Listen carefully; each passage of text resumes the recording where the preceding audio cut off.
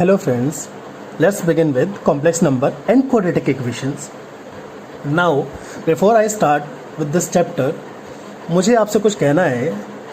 असल में होता क्या है, मैंने एक्चुअली इस चीज़ को एक्सपीरियंस नोटिस किया है. मैंने कई बच्चों को ऐसा देखा है कि जैसे ही वो बेचारे कॉम्प्लेक्स नंबर के बारे में सुनते हैं तो घबरा से जाते हैं.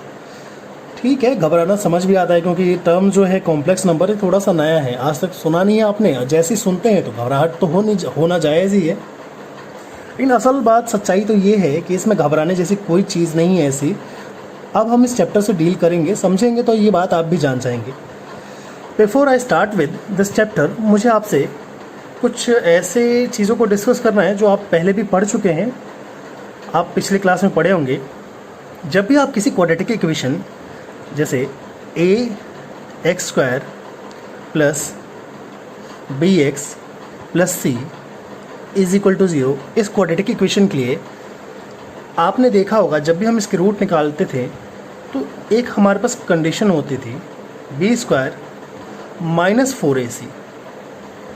अगर ग्रेटर देन 0 है तो रूट्स क्या आते थे, तो हमारे पास सबसे पहले तो क्या होते थे, 2 डिस्टिंक्ट रूट होते थे.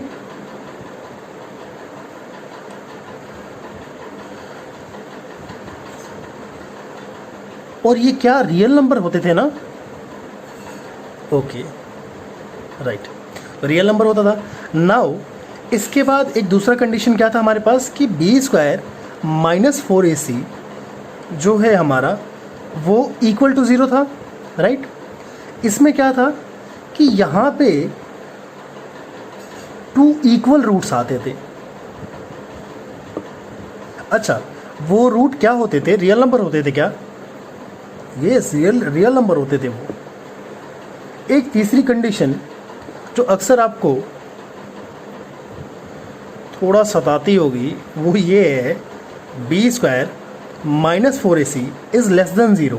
और तब आप क्या सुनते थे कि जब हमारे पास ऐसी कोई कंडीशन बनती थी b² minus 4ac less than है 0 की, तो हम क्या कहते थे कि हमारे पास 2 रूट होंगे, लेकिन वो होते थे इमेजिनरी. लेकिन हम जब पिछली क्लास में इस टर्म को सुनते थे इमेजिनरी, तो हमें नहीं समझ आता था कि ये इमेजिनरी है क्या. तो बस इस चैप्टर में इसी इमेजिनरी टर्म का खेल है. अब मैं आपको कुछ बताना चाहता हूँ कि अब तक हमने जो रियल नंबर में पढ़ा है या रियल नंबर सिस्टम में हमने जितना भी पढ़ा है, क्या होता है कि रियल नंबर सिस्टम जो है ना, उसमें इस इमेजिनरी टर्म के लिए जगह नहीं है, कोई जगह नहीं है. तो अब क्योंकि आपने देखा है b² माइनस 4ac जैसे ही 0 से कम है तो हमारे पास रूट्स होंगे यहाँ इस. अच्छा ध्यान रखिए, ये यहाँ पे क्वाड्रेटिक इक्वेशन है, ऑब्वियसली 2 है तो क्वाड्रेटिक इक्वेशन है, तो 2 ही रूट्स होंगे और 2 इमेजिनरी होंगे. ऐसा नहीं है कि आपके पास कोई ऐसी इक्वेशन आएगी जिसमें मान लीजिए पावर 3 है या पावर 4 है तो वहाँ पे भी 2 रूट आएंगे. नहीं, वहाँ पे रूट अलग हो सकते हैं. ये तो आप जानते ही होंगे. खैर, लीव दिस, मुझे ये बोलना नहीं चाहिए. फिलहाल हम कंसंट्रेट कर रहे हैं सिर्फ इस क्वाड्रेटिक इक्वेशन के लिए. तो यहाँ पे 2 रूट हैं, इमेजिनरी हैं. नाउ अब हमें इसी इमेजिनरी टर्म से डील करना है. मैंने कहा कि रियल नंबर जो सिस्टम है वो इस इमेजिनरी टर्म के लिए कोई जगह नहीं है उसके अंदर. तो ऑब्वियसली क्योंकि ये एग्जिस्ट करता है ऐसे कंडीशन के लिए, तो हमें अपने नंबर सिस्टम को बड़ा करने की, एक्सटेंड करने की ज़रूरत है. तो हमने क्या किया, असल में WR हैमिल्टन ने, उन्होंने इस सिस्टम को थोड़ा सा बड़ा करना चाहा. क्यों बड़ा किया? क्योंकि कहीं ना कहीं जब हमारे पास इमेजिनरी रूट्स यानी इमेजिनरी सॉल्यूशन आ रहे हैं तो हमारे पास तो कुछ तो ऐसा नंबर सिस्टम होना चाहिए पढ़ने के लिए, ताकि हम चीज़ को समझ पाएँ कि असल में है क्या चीज़ ये. तो हमने क्या किया, रियल नंबर सिस्टम को बड़ा किया, थोड़ा सा एक्सटेंड किया. थोड़ा सा नहीं, थोड़ा सा मेरा ऐसे कहने का स्लैंग है, लेकिन हमने एक्सटेंड किया रियल नंबर को, और एक्सटेंड करके हमने बनाया कॉम्प्लेक्स नंबर सिस्टम. राइट, क्यों किया ऐसा? ताकि हम इमेजिनरी नंबर से डील कर सकें. नाउ थोड़ा सा हम समझते हैं क्या होता है इमेजिनरी नंबर. सपोज करिए हमारे पास एक इक्वेशन है x² प्लस 1. राइट, हमारे पास x² plus 1 is equal to 0 दे रखा है. अब क्या करेंगे, अगर आप x की वैल्यू निकालना चाहें तो कैसे निकालेंगे? x² plus minus 1, right. Sorry x equal to -1। Now जब x इक्वल टू निकालेंगे तो ये क्या हो जाएगा, रूट अंडर -1। क्या आपने कहीं ऐसा सुना है कि -1 का स्क्वायर रूट निकल सकता है? नहीं निकलेगा ना। अब क्योंकि इस नंबर का कोई सॉल्यूशन ही नहीं है, वी डज नॉट नो कि root of -1 has what output. क्या आप बता सकते हैं कि रूट अंडर -1 का आप क्या सॉल्यूशन देंगे, क्या आउटपुट क्या है? नहीं बता सकते। तो ये इमेजिनरी नंबर एक तरह से मैं ऐसा भी बोल सकता हूँ कि ये अनसॉल्व्ड है। आज तक ये नंबर अनसॉल्व्ड है। बस हम इतना ही जानते हैं कि x इक्वल टू अगर रूट अंडर -1 है तो इसको हम कुछ नहीं बोलेंगे, बस ये बोल देंगे आयोटा। और सिंपली आयोटा को क्या बोलते हैं, रूट अंडर -1। बस यही है। ध्यान रखिए, मेरी बात समझिए। रूट अंडर -1 एक अनसॉल्व्ड पहेली है, पहेली, just it is a kind of puzzle. हमने एक नोटेशन दे दिया है कि जहाँ पे भी भैया आपको रूट अंडर -1 दिखे उसको आप आयोटा मान लीजिए, और इसी आयोटा को लेकर हमने आज तक कॉम्प्लेक्स नंबर के लिए खेल खेले हैं। आप भी खेलेंगे, अभी टेंशन मत लीजिए। तो यहाँ तक आपको क्लियर है? नाउ ये तो थी कुछ बेसिक बातें। आई होप कि आपको इतना तो ज़रूर समझ आया होगा। ओके, चलिए आगे बढ़ते हैं।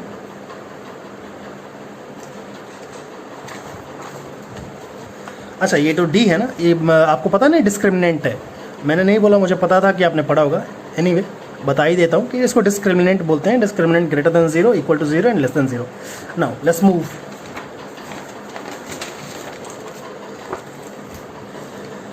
अब मैं एक चीज़ बताना चाहूँगा कि आप तो समझ गए कि रूट अंडर -1 को आयोटा बोलते हैं। अच्छा, अगर आयोटा जो है रूट अंडर -1 है तो ऑब्वियसली आप अगर आयोटा का स्क्वायर करेंगे तो क्या आएगा, ओनली -1। ठीक है। नाउ ओके, अब इस कॉम्प्लेक्स नंबर की, जैसे आपने क्वाड्रेटिक इक्वेशन पढ़ा है पहले, तो उसका क्या फॉर्मेट होता था, ax² + bx + c is equal to 0। तो ऑब्वियसली इस कॉम्प्लेक्स नंबर के लिए भी एक फॉर्मेट है जिसको हम बोलते हैं z is a complex number, z is any complex number which is equal to a plus iota b. Now question arises, what is a here, what is b here? So I would like to tell, a is called the real part. Here a is called as real part, okay, and b is imaginary part. अब एक point है कि इस ए को और B को हम denote करते हैं, कुछ हमारे पास ये टर्म्स हैं, इसमें घबराने वाली कोई बात नहीं है। आप जानते हैं ए और बी कोई ना कोई रियल नंबर ही होंगे, ये ध्यान रख लीजिए। ये भले ए को हम रियल पार्ट बोल रहे हैं और यहाँ पे क्योंकि आयोटा के साथ बी है तो इसको इमेजिनरी पार्ट बोल रहे हैं। It does not make a sense कि बी हमारा इमेजिनरी नंबर है। नहीं नहीं नहीं नहीं नहीं नहीं नहीं, इमेजिनरी नंबर तो सिर्फ आयोटा है। ये बी जो है आपके पास और ये जो ए है, ये दोनों रियल नंबर होंगे, ये दोनों रियल नंबर होंगे। ऑल्दो हम इसको डिनोट ऐसे कर सकते हैं, जैसे आप समझिए ना कि एक घर है, एक है क्या बोलते हैं, ये एक राम का घर है और एक श्याम का घर है। अब राम के घर में से जो बच्चा आएगा उसको मैं क्या बोलूँगा कि ये बच्चा जो है राम के घर का है, और श्याम के घर का एक बच्चा आता है तो मैं उसको बोलूँगा ये बच्चा जो है श्याम के घर का बच्चा है। जस्ट लाइक दिस, ये ए को हम सिर्फ डिनोट करते हैं, a is denoted as real number of z, that is R E z, right. R E एक साथ है और जेड अलग है। नाउ बी को हम डिनोट करते हैं imaginary number, that is I am of Z, I am Z of complex number, right. इसको हम क्या बोलते हैं, रियल नंबर ऑफ जेड। इसको क्या बोलते हैं, रियल पार्ट ऑफ जेड। इसको क्या बोलते हैं, इमेजिनरी पार्ट ऑफ जेड। आप समझ गए। इसको इसलिए क्योंकि ये इमेजिनरी के साथ अटैच्ड है, तो इमेजिनरी पार्ट है, ये रियल है, तो जस्ट रियल पार्ट इसकी, ओके। और इस होल फॉर्मेट को हम बोलते हैं कॉम्प्लेक्स नंबर, और एक कॉम्प्लेक्स नंबर का फॉर्मेट है। नाउ बहुत आसानी से आपको समझ आ गया होगा, आगे बढ़ते हैं। अब सपोज करिए हमारे पास एक एग्जांपल के लिए लेता हूँ, z कोई कॉम्प्लेक्स नंबर है जिसमें दे रखा है 2 प्लस आयोटा 5। ओके, इसको क्या बोलेंगे आप? REZ। इसको क्या बोलेंगे आप? IM of Z। करेक्ट, ठीक है। अब एक टर्म है जिसको हम डिस्कस करेंगे। टर्म नहीं है, एक रूल कह लीजिए, या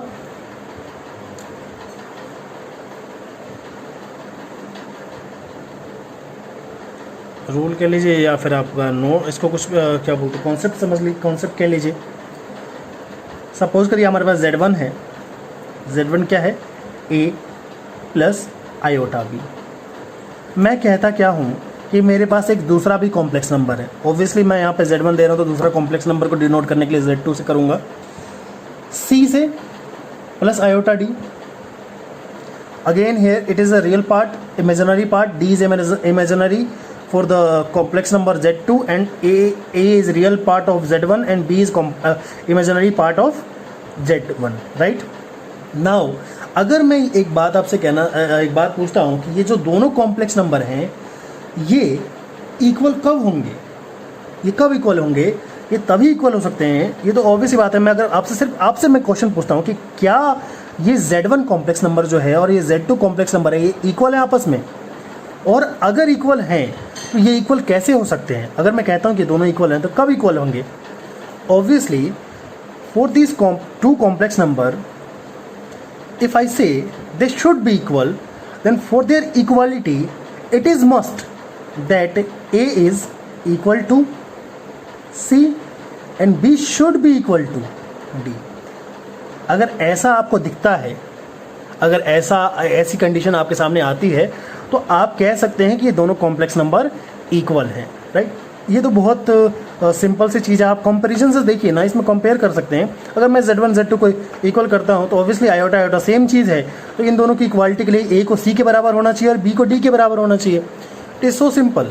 एनीवे, मैं जानता हूँ आप समझ गए होंगे, मेरी आदत है थोड़ा मैं पूछ लेता हूँ, एश्योर कर लेता हूँ। चलिए अब थोड़ा आगे बढ़ते हैं, कुछ क्वेश्चन कर लेते हैं। ओके, आपको मैं बता दूं, मैं ये सारी चीज़ें NCERT से करा रहा हूँ बिफोर। ऐसा क्या बोलते हैं, ऐसा नहीं कि मैं सिर्फ NCERT से कराऊंगा, इसको NCERT से करा लूँगा और कुछ अगर इम्पोर्टेंट टर्म्स होंगे। ऑल्दो मैं ये कहना चाहता हूँ कि हम अगर NCERT से मैथमेटिक्स को कवर करते हैं तो that is more than enough. Okay, चलिए फालतू की बातें अब नहीं करते हैं, समझते हैं। NCERT का नाम इसलिए लिया कि आप रेफरेंस, आपको जो भी पढ़ा रहा हूँ उससे आप रेफरेंस लेना हो आपको तो NCERT से लीजिए, और अगर NCERT को आप पढ़ेंगे तो सारी चीज़ें आपको क्रिस्टल क्लियर हो जाएंगी। मैं एग्जैक्टली सारे एग्जांपल्स NCERT के लूँगा, और मेरा फंडा सिर्फ इतना ही है कि मैं NCERT को ऐसे पढ़ा देना चाहता हूँ कि आपको NCERT की एक एक लाइन एक स्टोरी की तरह लगे। अक्सर मैंने देखा है, मैं अपनी क्लास में जब मैं भी अपने टाइम में पढ़ता था तो होता क्या था कि हमें पढ़ा दिया जाता था लेकिन हमें समझ नहीं आता था। कई सारे ऐसी लाइंस होती थी, जैसे आप चैप्टर के स्टार्टिंग में आप देखते होंगे कई सारी लाइंस होती थी। क्या किसी ने पढ़ा है आज तक? नहीं पढ़ा है। क्यों नहीं पढ़ा है? क्योंकि उसको पढ़ने में कई बच्चों को समझ नहीं आते थे, कई बच्चों को तो समझ नहीं आता होगा, वो कई जगह टीचर्स नहीं बताते हैं, तो फिर हम भी नहीं चाहते पढ़ना उसको। ये तो हमारा जन्मसिद्ध अधिकार है ना, जहाँ आलस दिखे वहाँ से भाग जाओ। लेकिन नहीं, ऐसा नहीं होना चाहिए, ऐसा नहीं होना चाहिए। तो मैं चाहता हूँ थोड़ा सा मैं बच्चों का एफ़र्ट्स को थोड़ा सा डिक्रीज़ करूँ, उनके कम एफ़र्ट्स पर ज़्यादा आउटपुट अपने पढ़ाई के लिए निकालें। इसलिए मैं चाहता हूँ कि NCERT को पूरा का पूरा एक एक चीज़ मैं उसमें समझा देना चाहता हूँ।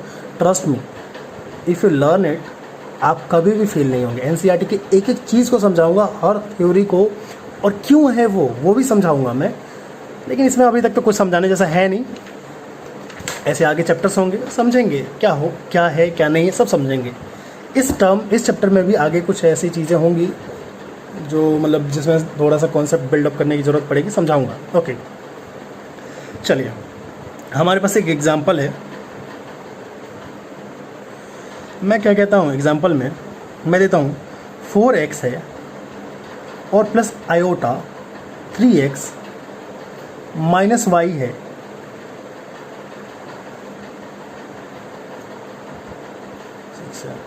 क्या कहा है कि x और जो y हैं ये रियल नंबर्स हैं। तो क्या बोला गया है, तो find out x and y। तो find out x and y हमें क्या बोला है कि अगर x y जो है रियल नंबर है, तो हमसे क्या पूछा गया कि find x and y if x and y are real number. Now थोड़ी ही देर पहले मैंने आपको एक क्वेश्चन कराया था जिसमें मैंने दो कॉम्प्लेक्स नंबर z1 और z2 लिया था। उन दोनों को इक्वल होने के लिए क्या कंडीशन थी कि उनकी उसका a b और शायद क्या था c और d था ना, कुछ ऐसा ही था, इक्वल था। चलिए ठीक है, तो क्या आप नोटिस कर सकते हैं कि यहाँ पे ये कॉम्प्लेक्स नंबर है और ये भी एक कॉम्प्लेक्स नंबर है, राइट। तो पहले क्यों नहीं हम इसको तोड़ लें। तोड़ने की ज़रूरत नहीं है, खैर मुझे लगा तो इसको निकालने की, ऑल्दो यहाँ पे y है ना, तो तोड़ने की ज़रूरत नहीं है। आप देख रहे हैं इस कॉम्प्लेक्स नंबर में अगर मैं इसको z1 बोल दूँ, सपोज करिए ये z1 है, z1 को क्या मैं 4x plus iota 3x minus y बोल सकता हूँ। Is there any problem? No, obviously क्यों नहीं बोल सकता हूँ, मेरी मर्जी है। मैं इसको z1 नाम दूँ या z2 नाम दूँ, मेरे घर का बच्चा है, मैं z1 बोलूँ z2 बोलूँ, मेरी मर्जी है। ओके, नाउ यहाँ पे एक दूसरा टर्म है, यानी ये कॉम्प्लेक्स नंबर को अगर एग्जांपल में हमें दे रखा है कि ये कॉम्प्लेक्स नंबर इस कॉम्प्लेक्स नंबर के इक्वल है, तो मैं यहाँ पे इसको z2 बोलता हूँ और कहता हूँ 3 प्लस आयोटा माइनस 6। ओके, अब पहले से यहाँ पे इक्वालिटी लगा दी थी, इक्वालिटी, ये दोनों इक्वल हैं। अब इन दोनों कॉम्प्लेक्स नंबर को इक्वल होने के लिए ये तो ऑब्वियस है कि रियल पार्ट जो होगा रियल पार्ट के बराबर होगा। अगर आप इस नंबर को कंपेयर करें format a plus iota into b, तो यहाँ पे a तो पूरा ये होगा ना, ये तो क्लियर है ना, ये पूरा a होगा। कंपेयर करा देता हूँ, डोंट वरी,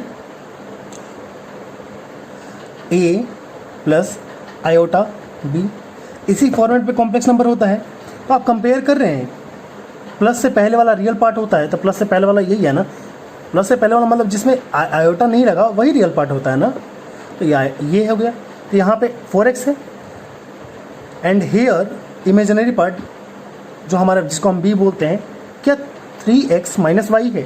ओके, अब यहाँ पे ये है 3 रियल पार्ट b, इसको b बोलो चाहे इसको भी a बोल लो,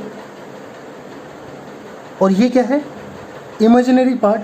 अब इन जो z1 को z2 के बराबर होने के लिए क्या 4x को, पहली कंडीशन हमारे पास अभी जस्ट इससे पहले हमने जो पढ़ा था उसी की एप्लीकेशन है ये, 4x को 3 के बराबर होना चाहिए।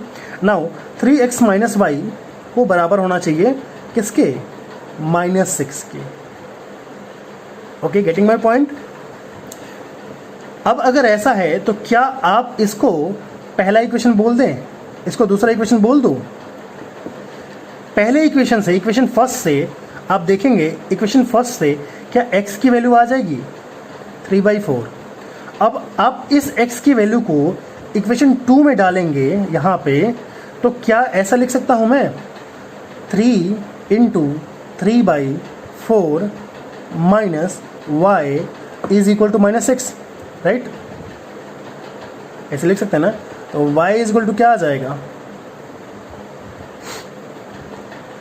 -6 माइनस 9/4 माइनस। ओके, इसका माइनस उधर भेजूंगा ना, आप इसको सॉल्व कर लीजिएगा जो भी आए। चलिए, जो भी आए इसको आप सॉल्व कर लेना। तो इससे आप x और y की वैल्यू निकाल लिया आपने, ठीक है। यहाँ पे x निकल गया, y निकल गया। तो कितना सिंपल था, कुछ है क्या इसमें। लेकिन हाँ, एक बात बता दूँ, सिर्फ इतना ही नहीं है कॉम्प्लेक्स नंबर, आगे बहुत कुछ है, लेकिन ईजी है, बस ईजी है, आप समझते जाइए। नहीं समझ आए तो कमेंट करिए, मैं फिर समझा दूँगा। या कुछ कोई ऐसा टॉपिक कुछ आ जाता है जिस पे मतलब बहुत से बच्चों को कुछ ज़रूरत से ज़्यादा प्रॉब्लम हो रही होगी, तो उस पर्टिकुलर टॉपिक को थोड़ा सा एक्स्ट्रा एम्फेसिस पुट करके मैं और एलोबरेट करके समझाऊंगा, टेंशन मत लीजिए। तो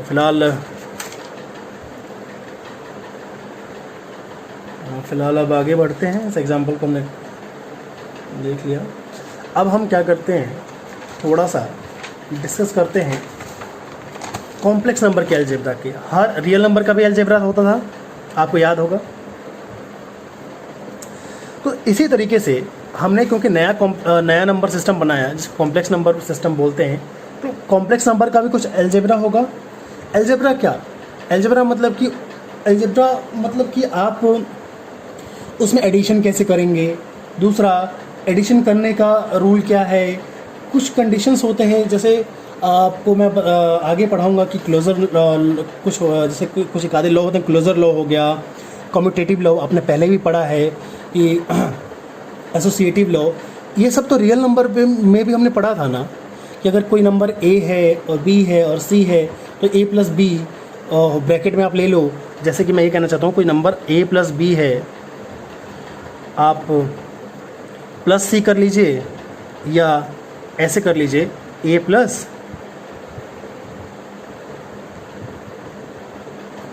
ये दोनों बराबर हैं। इसी लॉ को क्या बोलते थे? Associative law. याद होगा? नहीं याद है, कोई बात नहीं, अभी देख लीजिए। लेकिन याद होना चाहिए, ये गलत बात है याद नहीं है तो। ये हमने रियल नंबर में पढ़ा था, या बहुत बहुत पहले पढ़ा होगा आपने ये। तो इन्हीं सारी चीज़ों को हम डील करेंगे। कुछ ऐसा ही है हमारा कॉम्प्लेक्स नंबर का भी अलजेब्रा। चलिए स्टार्ट करते हैं। सबसे पहला हम बात करेंगे एडिशन ऑफ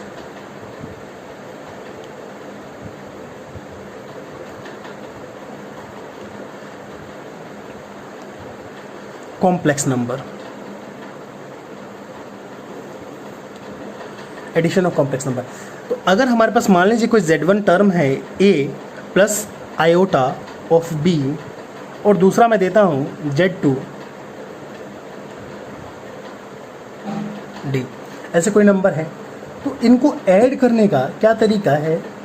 अगर आप Z1 प्लस Z2 यानी दोनों को ऐड करना चाहते हैं, तो आप क्या करिए, रियल पार्ट को रियल पार्ट के साथ जोड़िए और इमेजिनरी पार्ट को इमेजिनरी पार्ट के साथ जोड़ दीजिए विद आयोटा एज कॉमन, मतलब आयोटा को कॉमन ले लीजिएगा। कितना सिंपल है ना, कितना सिंपल है। ओके, तो यही है एडिशन ऑफ कॉम्प्लेक्स नंबर। अब हम बात करते हैं कुछ एडिशन ऑफ कॉम्प्लेक्स नंबर। जब हम जैसे मान लीजिए इन दोनों का एडिशन करते हैं, तो हम यहाँ पे क्या किया था? हमने एडिशन ही तो किया था। तो हम अगर a प्लस बी को ब्रैकेट में लेकर फिर c के साथ ऐड करते हैं, या a को बाहर रखते हैं और b प्लस सी को ऐड करके फिर a के साथ जोड़ते हैं, ये दोनों बराबर हैं।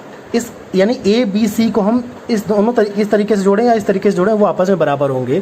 तो एडिशन किस तरीके से हम कर सकते हैं, कैसे हम करेंगे तो इक्वालिटी होगी नहीं होगी, कुछ उन्हीं चीज़ों के बारे में हम पढ़ेंगे।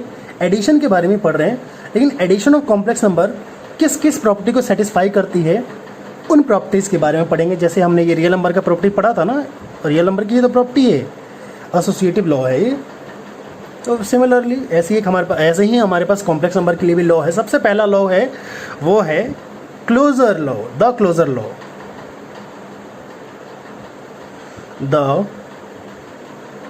अरे यार एक चीज़ माइंड मत करना आप लोग, मेरी राइटिंग ना थोड़ी बहुत ख़राब है। एक्चुअल में मैंने बचपन में ना राइटिंग को थोड़ा सा अंडर एस्टिमेट कर दिया, मुझे लगा इतना इंपॉर्टेंट नहीं है, बट देखिए आज उसी को भुगत रहा हूँ। इसलिए कहा जाता है, हमारे पेरेंट अक्सर कहते हैं कि किसी भी चीज़ को अंडर एस्टिमेट नहीं करिए, और हमारे पेरेंट जो समझाया करें उसको समझिए। टाइम टू टाइम पढ़ने के लिए बोल रहे हैं, तो आप भी पढ़ने पर ध्यान दीजिए। आप विश्वास करिए, मैं जो पढ़ाऊँगा आपको, अगर आप सही से समझते हैं, प्रैक्टिस करते हैं और आप अपना पूरा एंगेजमेंट रखते हैं इसमें, ट्रस्ट मी आपको हर एक चीज़ समझ आएगी ना। क्लोजर लॉ हमारे पास क्लोजर लॉ में क्या कहता है? मान लीजिए हमारे पास कोई दो कॉम्प्लेक्स नंबर है Z1 और Z2, तो sum of two complex number is a complex number, that is Z1 plus Z2 is a complex number for all complex number Z1 and Z2। This is what the closure law tells. क्या मतलब हुआ इसका? जैसे आपके पास कोई भी दो complex number Z1 Z2 है, और अगर उन दो कॉम्प्लेक्स नंबर का आप एडिशन करते हैं तो जो एडिशन करने के बाद जो कॉम्प्लेक्स नंबर फिर से बनेगा वो खुद भी एक कॉम्प्लेक्स नंबर है। क्या मतलब हुआ कि अगर आपने कोई Z1 है कॉम्प्लेक्स नंबर और Z2 है कोई कॉम्प्लेक्स नंबर, इस दोनों को जोड़ा है और ऑब्वियसली एक नया कॉम्प्लेक्स नंबर पैदा होगा Z3। तो ये क्योंकि कॉम्प्लेक्स नंबर था, ये भी एक कॉम्प्लेक्स नंबर था, तो एज पर क्लोजर लॉ जो अब आएगा इन दोनों के एडिशन के बाद वो भी क्या होगा, कॉम्प्लेक्स नंबर। कैसे? जैसे मैं इसी चीज़ को यहाँ दिखाता हूँ, Z1 था, ये Z2 था, तो अब आप जब A प्लस C, अब यहाँ पे तो रियल पार्ट Z1 के लिए A1 था, A था, Z2 के लिए रियल पार्ट सिर्फ C था। अब क्योंकि इनके एडिशन के बाद एक नया कॉम्प्लेक्स नंबर आया है ना, ये भी तो एक कॉम्प्लेक्स नंबर ही होगा जिसका रियल पार्ट अब जो होगा वो A प्लस C होगा और imaginary part B plus D होगा। तो क्या ये जो है ये Z3 नहीं है? Z3 ही है ना, ये Z3 है, ये एक अलग कॉम्प्लेक्स नंबर है। तो वही कह रहा है कि अगर आप दो कॉम्प्लेक्स नंबर को जोड़ते हैं तो एक नया कॉम्प्लेक्स नंबर, एक नया नंबर आएगा, वो भी कॉम्प्लेक्स ही होगा, कॉम्प्लेक्स नंबर होगा। Okay, now move to another one which is commutative law।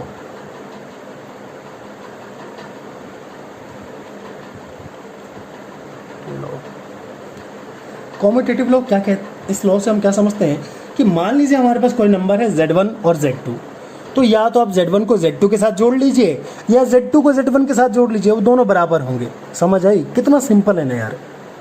पता नहीं क्यों बच्चे डरते हैं मैथ से। मुझे लगता है ना किसी ने ना बचपन में ही ना हमारे जीन्स के अंदर मैथ्स के लिए ना वो डर बिठा दिया है।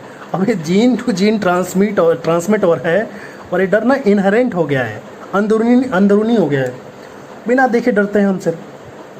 यानी कोई दो कॉम्प्लेक्स नंबर Z1 है और Z2 है, तो आप Z1 को Z2 के साथ जोड़ लीजिए या Z2 को Z1 के साथ जोड़ लीजिए, क्या फ़र्क पड़ता है? मेरे कहने का मतलब है कि Z1 को Z2 के साथ जोड़ा तो ये आया, जैसे इसी एग्जांपल में समझ लीजिए Z1 को Z2 के साथ जोड़ा तो A प्लस C और ये आया। अब मैं वापस Z2 को Z1 पलट दूँ, इसको Z2 प्लस Z1 करूँ तो भी क्या फ़र्क पड़ेगा? तब भी तो रियल पार्ट के साथ ही जुड़ेगा और इमेजिनरी पार्ट के साथ ही जुड़ेगा। तो चीज़ तब भी तो जो नया कॉम्प्लेक्स नंबर बनेगा वो ऐसा ही कुछ होगा ना। तो यही कॉम्यूटेटिव लॉ है, आप Z1 को Z2 के साथ जोड़िए चाहे Z2 को Z1 के साथ जोड़िए, दोनों बराबर है ना। थर्ड क्या कहती है? थर्ड लॉ है हमारे पास एसोसिएटिव लॉ। ये तो कुछ नहीं है, ये तो खेल है, ये तो बहुत पहले से आप पढ़ते आ रहे हैं और सारी चीज़ें आपने पढ़ा है पहले से भी। शायद नहीं, आपने पढ़ा है, ज़रूर पढ़ा है। ये थोड़ा सा अलग है क्लोजर लॉ, और ये उसको पढ़ा होगा लेकिन अलग तरीके से पढ़ा होगा। Associative law, okay. Associative law क्या है? अब मैंने यहाँ पे डिस्कस किया था ये A प्लस B वाले पे, उसी को हम कॉम्प्लेक्स नंबर के लिए कर रहे हैं। मान लीजिए आपके पास 3 है कॉम्प्लेक्स नंबर, क्या है? Z1 है, Z2 है और Z3 है। अब Z1, Z2, Z3 है तो मैं क्या करता हूँ कि पहले Z1 को Z2 के साथ जोड़ता हूँ, जोड़ा मैंने, और फिर इसको जोड़ने के बाद में इसके सम को Z3 के साथ जोड़ता हूँ। तो या तो आप ऐसे जोड़ लीजिए या आप जोड़िए पहले Z2 और Z3 को एक साथ जोड़ लीजिए और उनके सम को Z1 के साथ जोड़ लीजिए, ये आपस में बराबर होंगे। इसी को बोलते हैं associative law.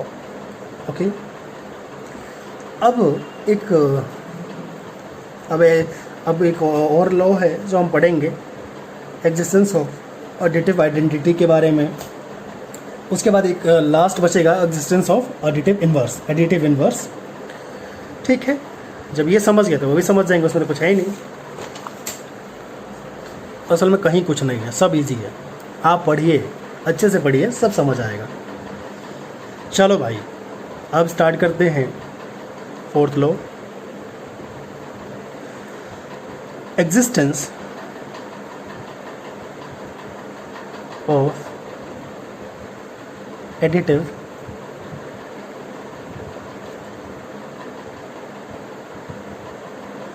Identity. Okay, existence of additive identity, इसके बारे में पढ़ेंगे।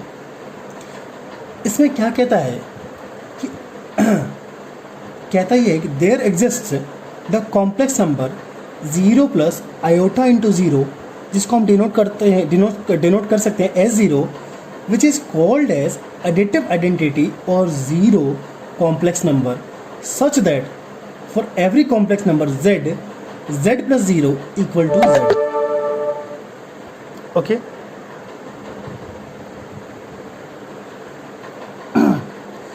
तो इसमें क्या कहता है कि मान लीजिए एडिटिव आइडेंटिटी है, तो इसके साथ मैं एक और चीज़ आपको बताना चाहता हूँ। एक तो ये चीज़ हो गई आपके पास ज़ीरो वाली चीज़, जो अभी मैंने इंग्लिश में बोला है उसको भी लिखना समझा रहा हूँ। हमारे पास ज़ीरो है, क्या ज़ीरो को हम ऐसे लिख सकते हैं क्या, 0 प्लस आयोटा इंटू 0? क्या फ़र्क पड़ता है? ये कुछ भी हो, मैंने बहुत पहले बोला था कि आयोटा एक ऐसा नंबर है जो आज तक अनसॉल्व्ड है, एक अनसुलझी पहेली है, माना मैंने बोला था। लेकिन कुछ भी हो, कुछ तो होगा, नहीं जानते हैं, होगा कुछ तो। लेकिन तो किसी भी चीज़ को हमने जीरो से पढ़ा है, ये भी तो लॉ है कि किसी भी चीज़ को आप जीरो से मल्टीप्लाई कर लीजिए, जीरो होना है, और बाद में फिर जीरो से जोड़ेंगे तो जीरो होना है। तो zero can be expressed in the form of complex number. Now here comes a point, that is कि क्या करते हैं, फॉर एनी कॉम्प्लेक्स नंबर आप उसमें अगर z के साथ, किसी कॉम्प्लेक्स नंबर z में अगर आप क्या करते हैं, ज़ीरो जोड़ते हैं तो z ही आता है। जैसे मान लीजिए मैं z को बोलता हूँ a प्लस आयोटा b, और ज़ीरो को मैं ऑब्वियसली कॉम्प्लेक्स नंबर के फॉर्म में जोड़ सकता हूँ। कैसे? ज़ीरो मतलब इसको कॉम्प्लेक्स नंबर के फॉर्म में ट्रांसफॉर्म कर सकता हूँ, iota b, iota into 0 sorry. अब मैं इन दोनों को जोड़ूंगा तो रियल पार्ट के साथ जुड़ता है, that is a plus 0। Okay, now iota into 0 plus b, क्या ये सेम ही नहीं आ गया, a प्लस आयोटा b? यही कहना चाहता है 0 प्लस आयोटा। अच्छा, इसके साथ एक चीज़ और बताना चाहता हूँ कि कोई भी नंबर है, जैसे चलिए इसको छोड़िए, हटाइए, यहीं इसी को डिस्कस करते हैं। आयोटा इंटू बी है, ए प्लस, यहाँ तक रहने देते हैं, बाद में जब वो टॉपिक आएगा तो उस पर डील करूँगा, अभी बताना सही नहीं है इसलिए मैं रोक दे रहा हूँ। फिफ्थ आइडेंटिटी है, वो है एग्जिस्टेंस ऑफ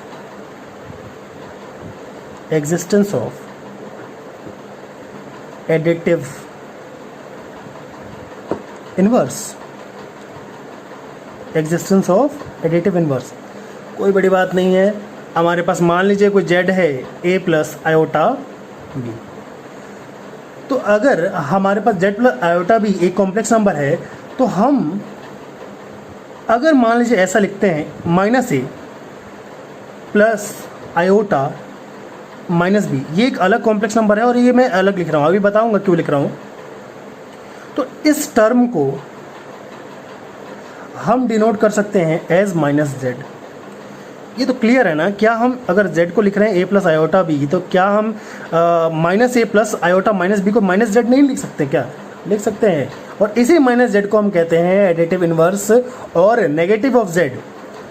इस टर्म को, यानी ये जो टर्म है, इसको मैं स्टार बना रहा हूँ, इसी टर्म को बोलेंगे एडिटिव इनवर्स ऑफ z या नेगेटिव ऑफ z, है कि नहीं? तो यही तो है सिंपल सी चीज़। क्या पता नहीं क्यों मैं बिना मतलब में इसको एक लॉ बना दिए, तो कॉमन सेंस की बात है, सब समझते हैं। तो ये तो ऑब्वियस है कि आप अगर z को जोड़ेंगे माइनस z के साथ तो ज़ीरो ही आना है, ठीक है? यही है एग्जिस्टेंस ऑफ एडिटिव इनवर्स। तो कहने का मतलब ये है कि किसी एडिटिव इनवर्स को आप ओरिजिनल नंबर से जोड़ते, ओरिजिनल कॉम्प्लेक्स नंबर से जोड़ते हैं तो ज़ीरो का आना तय है। तो ये तो पक्का है भाई, ये तो सबके सामने, ये तो आज तक बचपन से हम जानते हैं इन चीज़ों को। थोड़ा सा कुछ फॉर्मेट में पढ़ रहे हैं, थोड़ा सा बड़े स्ट्रक्चर्ड वे में पढ़ रहे हैं, so called structured way. Otherwise तो सब जानते हैं कि इसी को अगर इसी के साथ माइनस करूँगा, एक पॉजिटिव रियल नंबर को, real number sorry by mistake बोल दिया हूँ मैं, पॉजिटिव रियल नंबर मैं इस सेंस में बोलना चाहता था कि 2 को -2 के साथ करूँगा मैं प्लस, तो ज़ीरो ही आना है। तो ऐसे complex number, positive complex number को नेगेटिव कॉम्प्लेक्स नंबर के साथ आप एडिशन करेंगे तो ज़ीरो ही आना है। यही मैं कहना चाहता था, रियल नंबर नहीं कहना था मुझे, मैं इस एग्जांपल के टर्म में समझाना था मुझे।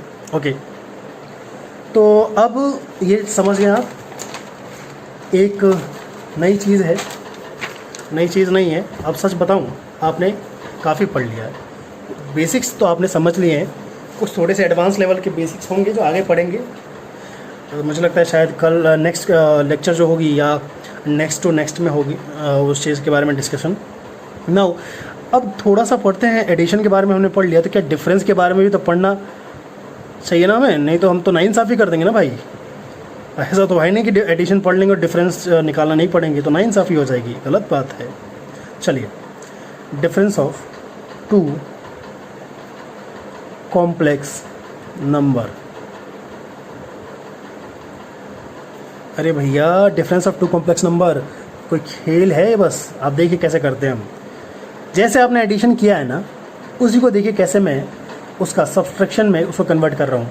मान लीजिए मेरे पास कोई Z1 है कॉम्प्लेक्स नंबर और मैं उसमें से माइनस करना चाहता हूँ Z2, क्या मैं इसको ऐसे नहीं लिख सकता? क्या Z1 ऐसे लिख सकता हूँ ना, Z1 plus minus of Z2? कोई फ़र्क पड़ेगा? नहीं पड़ेगा। यही तो है simple difference of two complex numbers. Okay, अब मैं क्या करता हूँ, Z1 को देता हूँ एग्जांपल में। मान लीजिए मेरे पास Z1 क्या है एग्जांपल, एज एन एग्जांपल, आपके पास 3 आयोटा, 6 + 3 आयोटा, और Z2 को मैं कहता हूँ मान लीजिए 2 - आयोटा, यही है, लिख सकते हैं। तो मैं इसको इस फॉर्मेट में चेंज कर सकता हूँ, एडिशन रूल की तरफ लिख सकता हूँ 6 + 3 आयोटा प्लस इसमें माइनस लगाएंगे तो +2 का -2 हो जाएगा और माइनस आयोटा प्लस आयोटा हो जाएगा। ये तो स्टेप करने की ज़रूरत नहीं थी ना, आई होप नहीं ज़रूरत होगी। इसको प्लस करके इसमें माइनस लगाना था ना, तो ये Z2 है, इसको प्लस किया और माइनस को अंदर ले गया, तो माइनस को जब अंदर ले जाऊंगा तो ये पॉजिटिव का नेगेटिव होना है, नेगेटिव का पॉजिटिव होना है, ये तो पक्का है ना। हाँ पक्का है, चलिए ठीक है। चलिए, तो इसको ऐसे कर सकते हैं। अब जब ये एडिशन के फॉर्मेट में हमने चेंज कर दिया है, तो एडिशन कैसे होता था, रियल पार्ट को रियल पार्ट के साथ और इमेजिनरी पार्ट को इमेजिनरी की पार्ट के साथ। तो क्या मैं इसको ऐसे लिख सकता हूँ 6 + -2, ये रियल पार्ट जुड़ गया, प्लस आयोटा 3, क्या इसके पास ये आयोटा इंटू 1 लिख सकता हूँ क्या मैं इसको? ऑब्वियसली आयोटा इंटू 1 है, 1 छुपा हुआ है, तो 3 + आयोटा 1 हो जाएगा ना ये।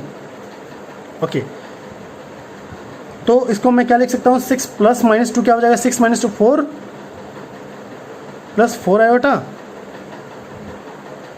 हाँ ठीक है, ये ठीक है, कोई दिक्कत नहीं है। चलिए, अब हम चलते हैं, थोड़ा सा एडिशन के बारे में पढ़ लिया हमने, पीछे हमने क्या पढ़ा था, एडिशन के बारे में पढ़ा था ना। अब थोड़ा सा पढ़ लेते हैं मल्टीप्लिकेशन के बारे में। अब मल्टीप्लिकेशन कैसे किया जाए, ये भी उतना ही आसान है जितना एडिशन था। चलिए, multiplication of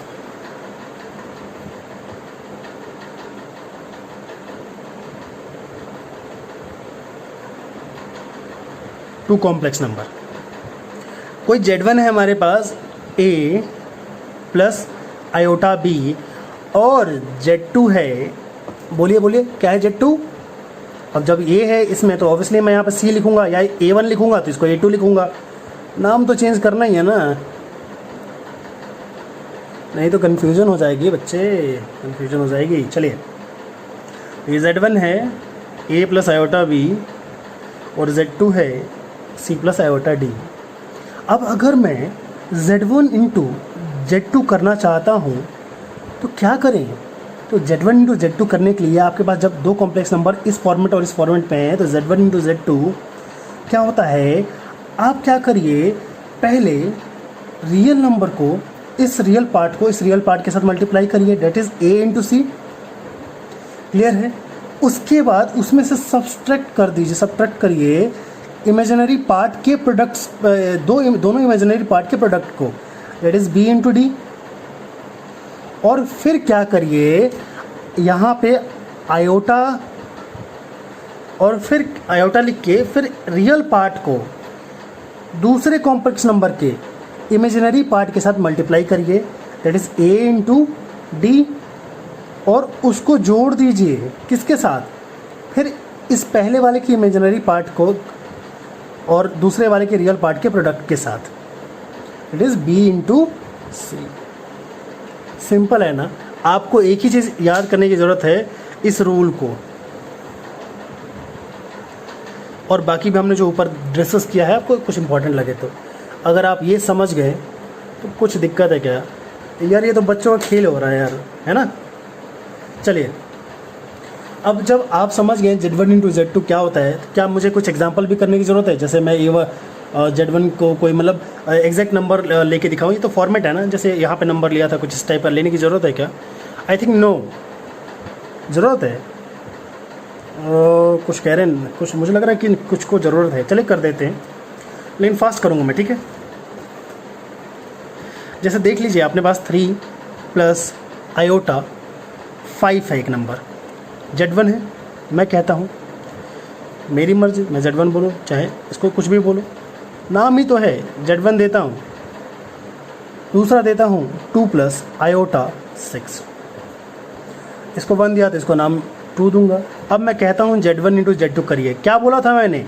Z1 into Z2 करने के लिए आप पहले क्या करिए, रियल पार्ट को मल्टीप्लाई करिए 3 इंटू 2, रियल पार्ट को मल्टीप्लाई करिए 3 इंटू 2, डेट इज़ 6। अब फिर इमेजिनरी पार्ट को मल्टीप्लाई करिए 5 इंटू 6 30, और इन दोनों को सब्ट्रैक्ट कर दीजिए, सब्ट्रैक्ट करते हैं ना इन दोनों को 30।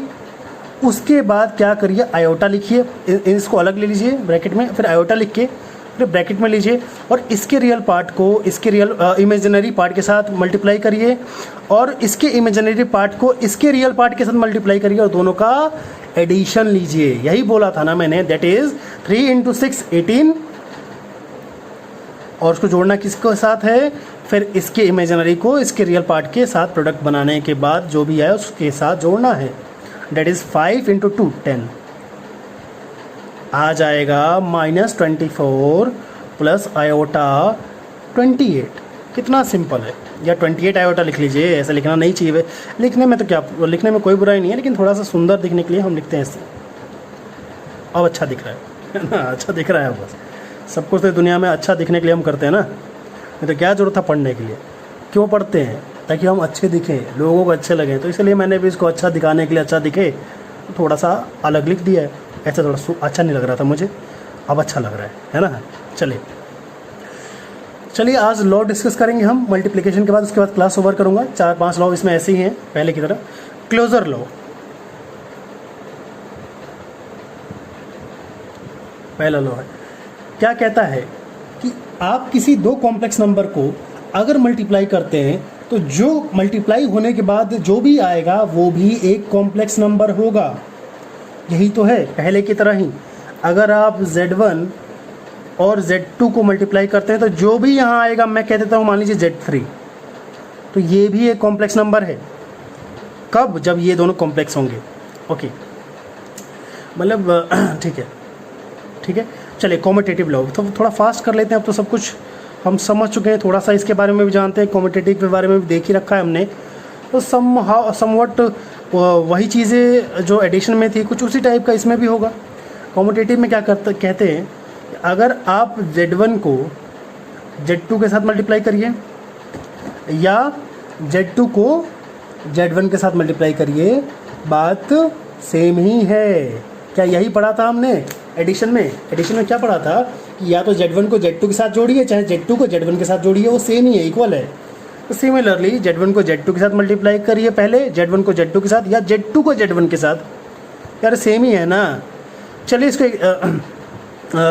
एग्जाम्पल नहीं, लंबा हो जाएगा, या आप खुद करके देख लीजिए। कुछ तो आप करेंगे ना, करके देखिए।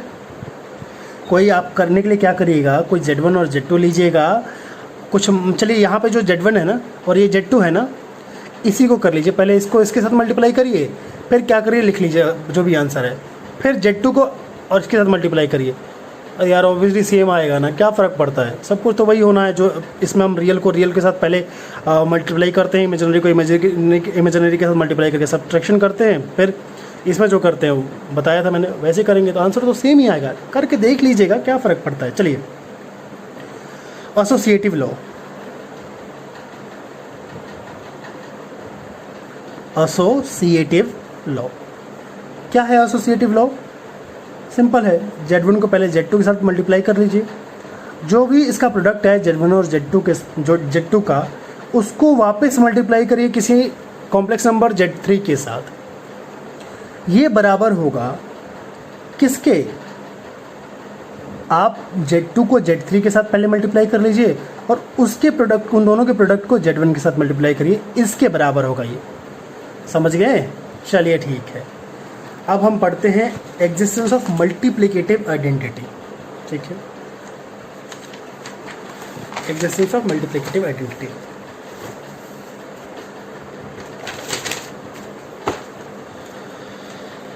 फोर्थ है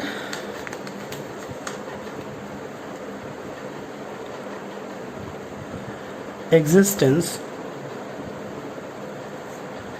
of multiplicative identity। ओके,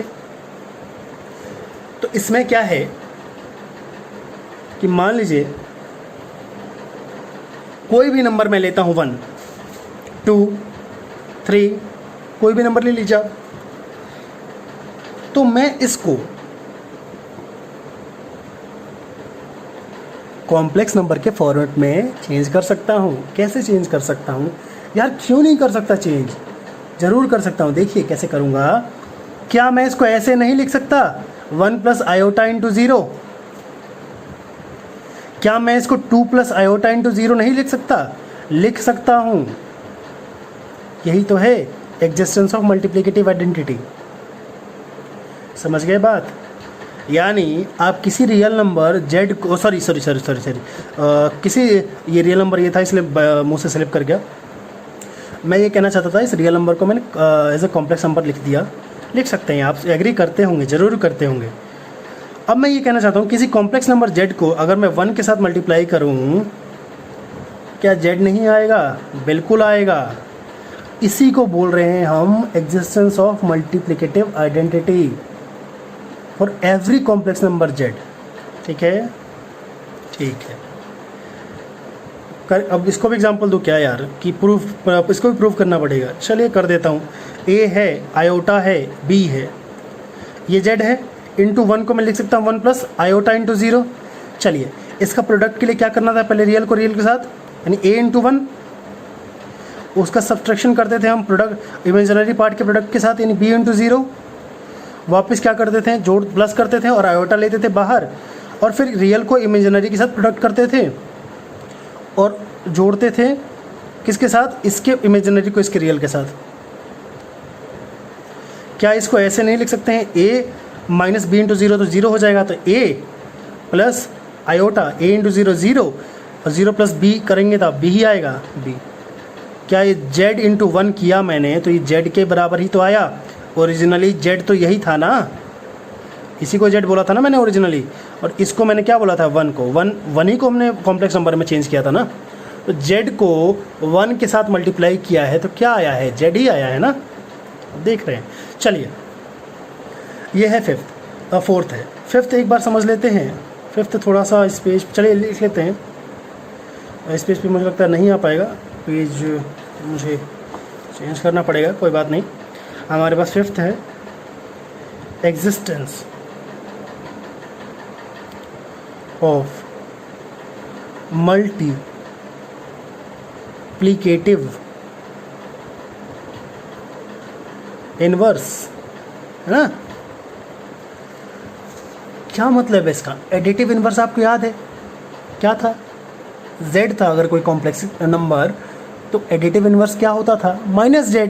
उसी को तो एडिटिव इनवर्स बोलते थे या नेगेटिव ऑफ Z बोलते थे। चलिए यहाँ पे अगर Z है कोई हमारे पास, Z बोलिए चाहे Z बोलिए, इसको मजाक बनाने की ज़रूरत नहीं है। मैं जानता हूँ कुछ होंगे जो बना रहे होंगे, सीख लीजिए भाई, पहले सीख लीजिए, कुछ सिखा रहा हूँ। चलिए, क्वालिटी मेक्स डिफरेंस। ओके, चलिए ए प्लस, मैं ये नहीं कह रहा कि क्वालिटी, मैं अपनी बात नहीं कह रहा, मैं कहता हूँ क्वालिटी आप अपने में लाइए।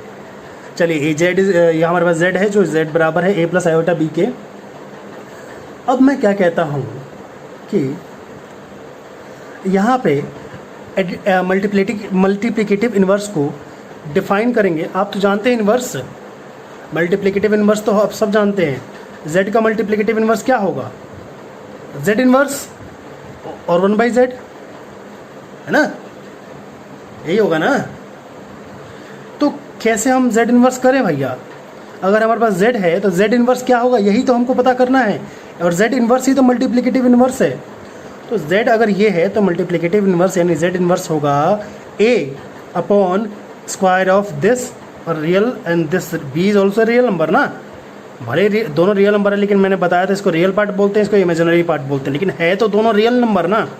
वही मैं कह रहा हूँ, a को डिवाइड कर दीजिए दोनों रियल a और b रियल नंबर के स्क्वायर के साथ, समेशन एडिशन के साथ, फिर प्लस कर दीजिए आयोटा को, माइनस b को डिवाइड करिए upon a square plus b square के साथ। इसी होल टर्म को हम डिनोट करते हैं एज 1/z और z इन्वर्स। ठीक है, समझ गए?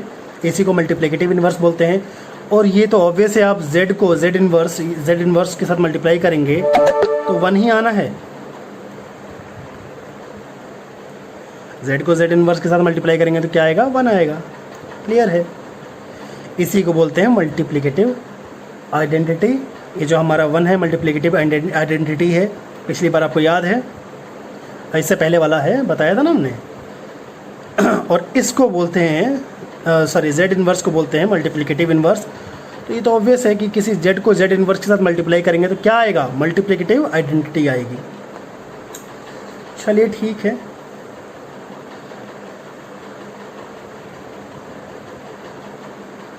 सिक्स्थ, एक डिस्ट्रीब्यूटिव लॉ है, उसको भी पढ़ लेते हैं। कुछ खास नहीं है डिस्ट्रीब्यूटिव लॉ। किसी भी कॉम्प्लेक्स नंबर z1 है, z2 है हमारे पास और z3 है, तो उसके लिए एक लॉ है सिक्स्थ का है, a है, z1 को मल्टीप्लाई करिए z2 प्लस z3 के साथ, इसको मल्टीप्लाई करना है, वो बराबर होगा z1 into z2 plus z1 into z3। ये भी आपने पढ़ा है पहले, आज हम कॉम्प्लेक्स नंबर में पढ़ रहे हैं। चलिए, b है z1 plus z2 into z3 equal to z1 z3 plus z2 z3। ठीक है, ये तो इजी है ना करना। अगर आपको ऐसे कोई कॉम्प्लेक्स नंबर दे दे तो आप इसमें तोड़ सकते हैं और वापस z1 इंटू z2 का प्रोडक्ट निकालना था, आपको रूल आता ही है। कैसे? रियल, इसके रियल पार्ट को इसके रियल पार्ट के साथ जोड़िए और वो सब्सट्रैक्शन फिर प्लस करिए आयोटा के साथ, फिर आपको याद है मैं भी बताया था। और इसका भी करना ही आता है, करना आता ही है, तो वो तो कर ही सकते हैं आप, ये रूल है करने का। बाकी इस रूल है आपको पता चल गया, बाकी ये कैसे करते हैं तो मैंने पहले डिस्कस कर रखा है। चलिए अब तो हो गया, आज सोच रहा हूँ यहीं तक कंप्लीट ख़त्म करूँ। आगे हम एक डिवीज़न का बच रहा है, डिवीज़न के बाद तो चीज़ें स्टार्टिंग का एक्सरसाइज ऑलमोस्ट ख़त्म ही हो जाएगा। एक आधे और लॉ है हमारे पास, जैसे कि एक डिवीज़न का होगा, और उसके बाद क्या बोलते हैं पावर ऑफ आयोटा के बारे में थोड़ा सा पढ़ लेंगे। Square root of negative real number, negative real number क्या होता है? Square root of negative real number क्या होता है? वही तो होता है आयोटा। अरे भूल गए? अरे रे, इतनी जल्दी भूल गए? Square root of real number क्या -1 नेगेटिव रियल नंबर है? -1 नेगेटिव रियल नंबर है ना? अरे है ना, बोलो। -1 नेगेटिव रियल नंबर है। जब आप इसका स्क्वायर रूट करेंगे तो इसी होल टर्म को तो आयोटा बोलते हैं ना भैया। हाँ बोलते हैं, याद रखना इसको यार। मतलब हदी हो भाई तुम, थोड़ा सा मतलब लैंग्वेज चेंज किया जाए तो बस घबरा जाओगे। नहीं, चलिए कोई बात नहीं, चलिए ठीक है। चलिए ठीक है, थैंक यू। आज ख़त्म करते हैं। Thank you so much.